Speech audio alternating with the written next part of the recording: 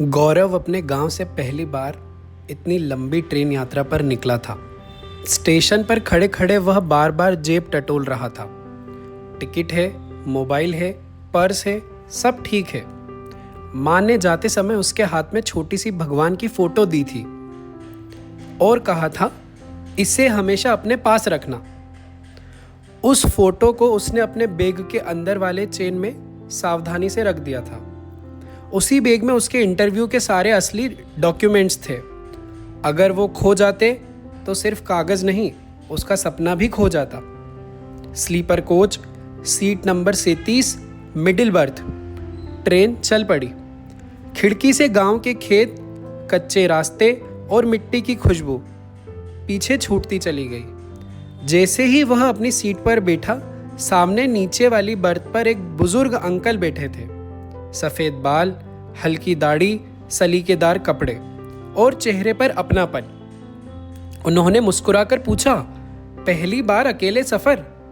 गौरव थोड़ा हड़बड़ा गया और कहा, जी हाँ। अंकल ने धीरे स्वर में कहा, डरना मत, ट्रेन का सफ़र ज़िंदगी जैसा होता है। लोग मिलते हैं, बिछड़ते हैं, भरोसा रखो, लेकिन आंखें खुली रखो। यह वाक्य सीधे गौरव के दिल में उतर गया। उसे लगा जैसे कोई अनुभवी इंसान जीवन का मंत्र दे रहा हो। रात गहराने लगी। डिब्बे में हल्की पीली रोशनी थी। अंकल ने अपना टिफिन खोला और कहा, बेटा ज़्यादा बाहर का खाना मत खाया करो, घर का खाना सबसे सुरक्षित होता है। गौरव को अपने पिता की याद आ गई। उसने सम्मान से मना किया, पर मन में अंकल के लिए आदर और बढ़ गया। करीब 11 बजे सब सोने लगे। अंकल नीचे वाली सीट पर लेट गए। गौरव मिडिल बर्थ पर चढ़ गया। उसने बैग सीट के नीचे चेन से बांध दिया, पर्स तकिए के नीचे रखकर आंखें बंद कर ली। लेकिन रात शांत नहीं थी।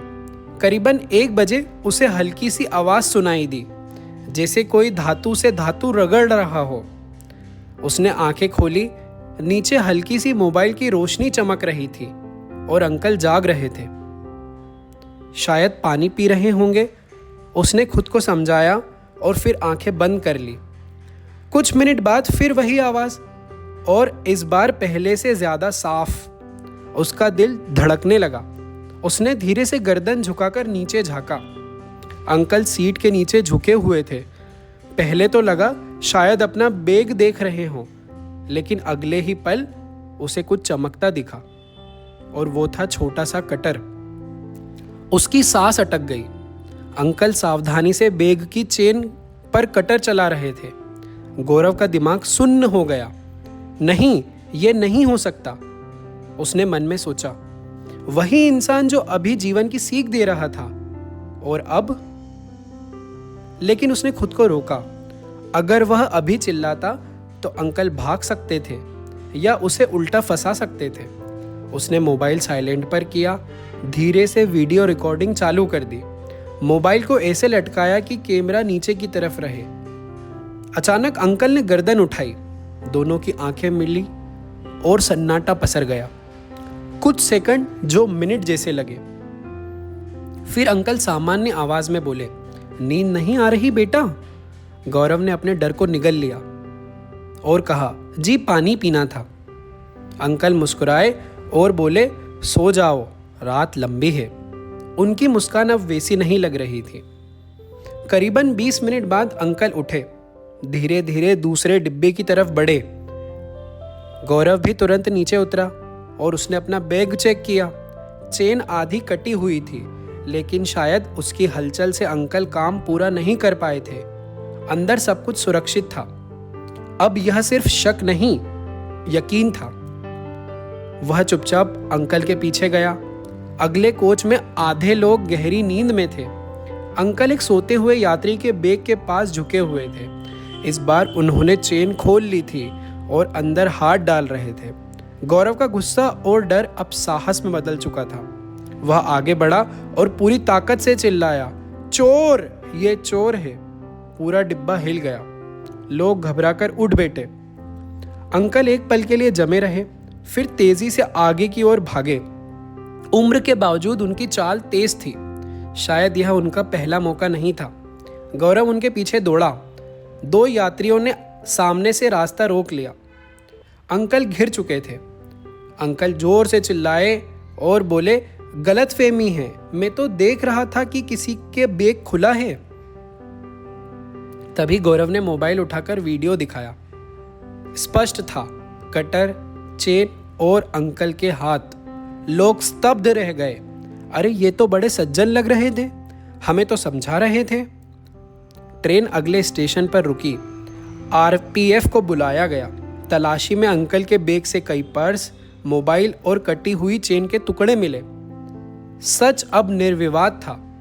जाते जाते अंकल ने गौरव की ओर देखा। इस बार आंखों में शांति नहीं थी, बस पकड़े जाने की झुंझलाहट और एक ठंडी नजर। गौरव अपनी सीट पर लौटा। उसका दिल अभी भी तेज धड़क रहा था, हाथ कांप रहे थे। वह ऊपर लेट गया, लेकिन नींद नहीं आई।